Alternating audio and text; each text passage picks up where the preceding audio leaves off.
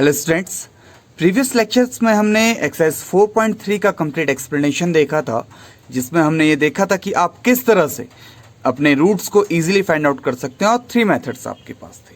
तो जनरली आपके पास वहाँ पे एक मेन फॉर्मूला था कि अगर सपोज आपकी एक standard quadratic equation ax² + bx + c = 0 हो और जहाँ पे आपका a ≠ 0, ठीक है, that means coefficient of x² आपका 0 नहीं होना चाहिए, अदरवाइज फिर वो क्वाड्रेटिक इक्वेशन ही नहीं रहेगी। तो यहां से आपके पास रूट्स फाइंड आउट करने के लिए एक फॉर्मूला था, that is quadratic formula -b ± √b² - 4ac upon 2a। ठीक है, तो आपने ये देखा था जब आप जा रहे थे मेथड ऑफ कंप्लीटिंग स्क्वायर से, तो आपका अगेन b² - 4ac की वैल्यू सबसे ज्यादा मेन थी। अब ये आपकी अगर पॉजिटिव है तो क्या होगा, सपोज ये b² - 4ac की वैल्यू नेगेटिव है तो क्या होगा, बिकॉज आपको पता है कि आपके पास सपोज √-31 आया था आपका, ठीक है, तो आपके पास इसका अंडर फाइंड आउट करने का कोई भी मेथड नहीं है। इंस्टेड अगर आपके पास 31 होता तो आप उसका मेथड से फाइंड आउट कर सकते हैं अंडर रूट, बट आप √-31 का फाइंड आउट नहीं कर सकते। दैट्स वाई अब हमारे पास कुछ केसेस अराइज होंगे और उन केसेस के बिहाफ पे अब हम इन क्वेश्चंस को सॉल्व करेंगे, जिससे हम ये इजीली बता सकेंगे कि आपके जो रूट्स हैं क्या हर एक क्वाड्रेटिक इक्वेशन के रियल रूट्स एग्जिस्ट करते हैं या रियल रूट एग्जिस्ट नहीं करते हैं। ओके, तो हमारे पास 3 कंडीशंस आएंगी जहां पे हम b² - 4ac की वैल्यू <0, =0 एंड >0 लेंगे। तो फर्स्टली आपको ये पता होना चाहिए, जो आपका ये b² - 4ac है, इसको आप बोलते हैं डिस्क्रिमिनेंट।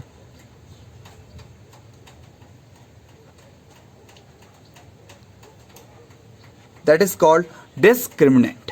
ओके, तो आपके पास फर्स्ट 3 कंडीशंस हैं। फर्स्ट है आपके पास इफ b² - 4ac इज >0। तो इस कंडीशन में आपके पास क्या होगा, 2 डिस्टिंक्ट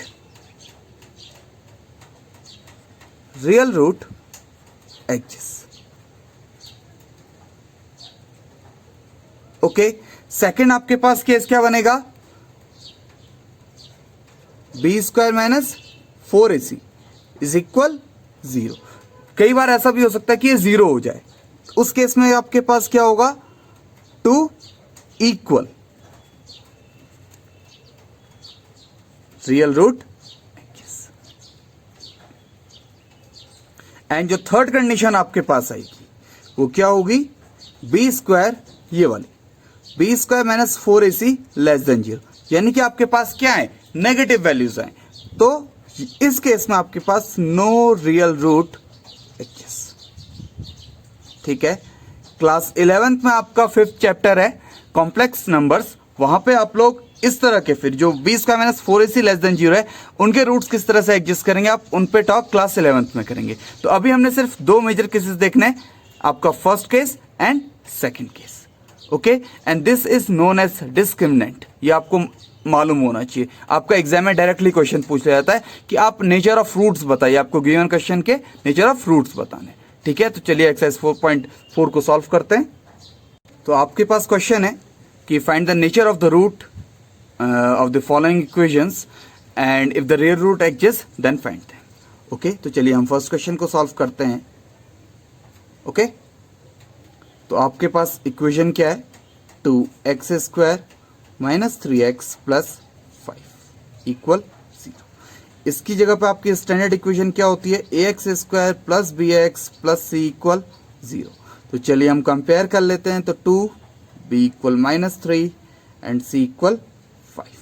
तो आपको डिस्क्रिमिनेंट यानी कि कैपिटल D फाइंड, इसको कैपिटल D भी आप डिनोट कर सकते हैं।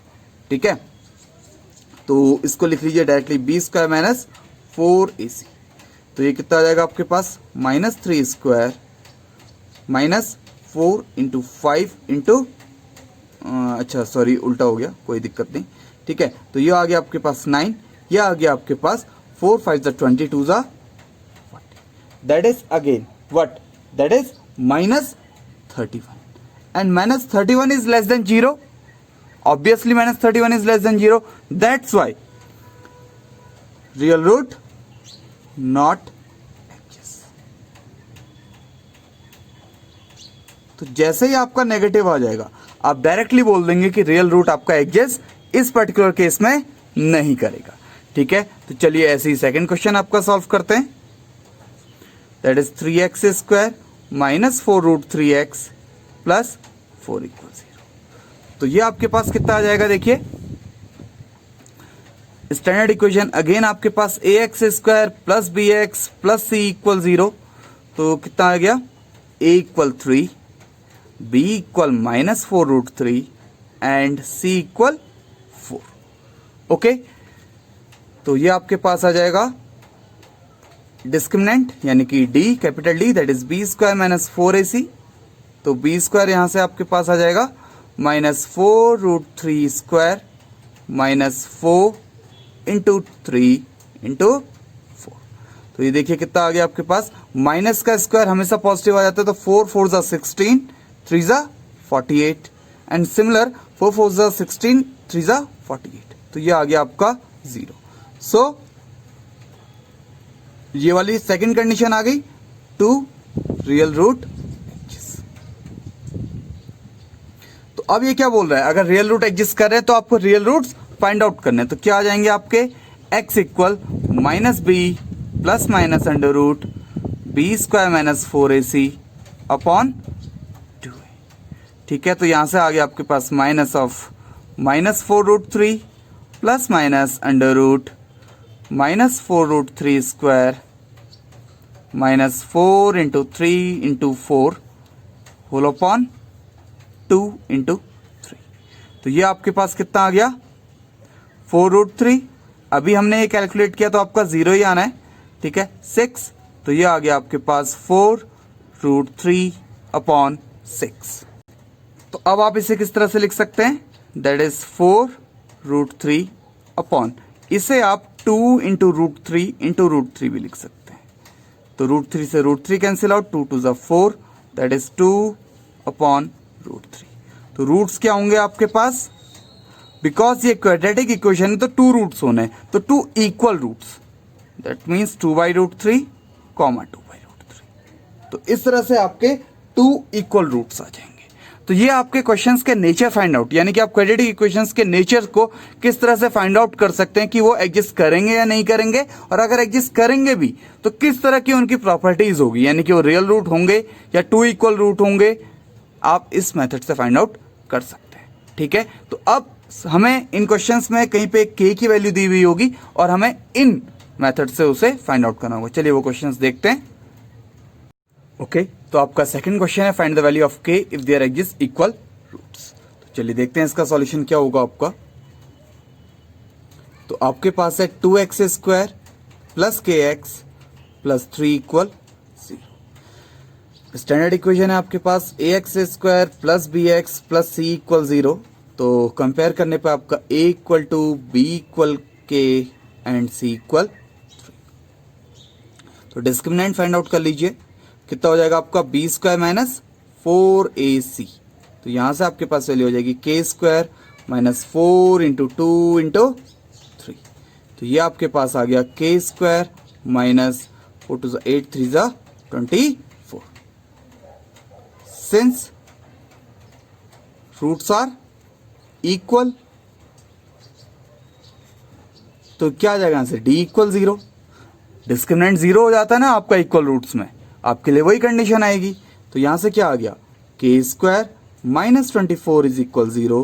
This implies k square equal 24 and this implies k is, क्या आ जाएगा यहां से आपके पास, देख लीजिए 24 के आप फैक्टर कीजिए, 2 12, 2 6 जा 2 3 जा एंड 3 1 जा। तो ये दो पेयर तो एक साथ आ गया, ठीक है, बट अंडर 6 बच गया। तो ये k की वैल्यू हो गई आपकी। ओके, तो इस k की पर्टिकुलर वैल्यू के लिए आपके क्या करेंगे, इक्वल रूट्स एडजस्ट करेंगे। ओके, चलिए नेक्स्ट क्वेश्चन देखते हैं।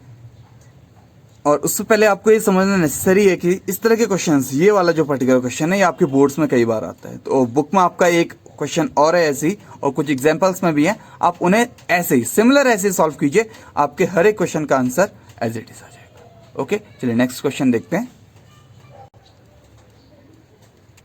Here आपका next question, it is possible to design a rectangular mango grove whose length is twice its breadth and the area is 800 metre square. तो आपको डायरेक्टली गिवन है कि क्या आपका जो लेंथ है वो ट्वाइस है उसकी ब्रेथ की, तो आप ब्रेथ को एज्यूम कर लीजिए x, तो लेंथ उसकी बन जाएगी आपकी 2x। तो डायरेक्टली हम इस फॉर्मुलेशन के थ्रू कर लेते हैं।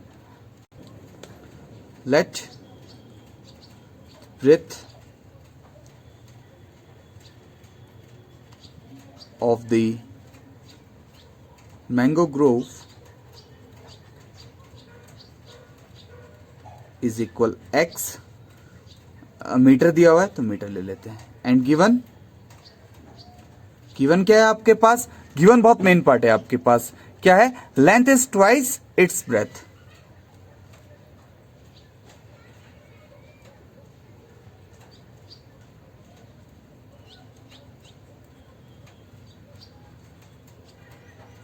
इससे क्या आ जाएगा, this implies length equal what, 2x metre.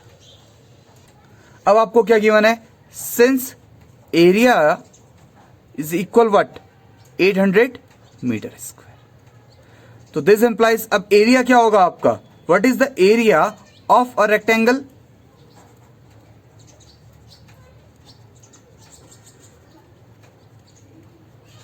Rectangle is equal what, that is length into breadth. तो हम ये फॉर्मूला यूज करते हैं और इस क्वेश्चन को लेते हैं। तो लेंथ कितनी है आपके पास, 2x इंटू ब्रेथ कितनी है, x स्क्वायर, और ये इक्वल है आपके 800 के। तो यहां से आपके पास आ गया, सॉरी ये x होगा, 2x square is equal 800 and x square is 800/2, तो x स्क्वायर आ गया आपके पास 400 एंड x बिकम 20। हम प्लस माइनस में माइनस यहाँ पे इस वजह से नहीं लेंगे बिकॉज लेंथ आपकी कभी भी नेगेटिव नहीं हो सकती। Okay, so breadth equal what, that is 20 metre and length equal 20 into 2, that is 40 meter. So that type of mango grove is possible.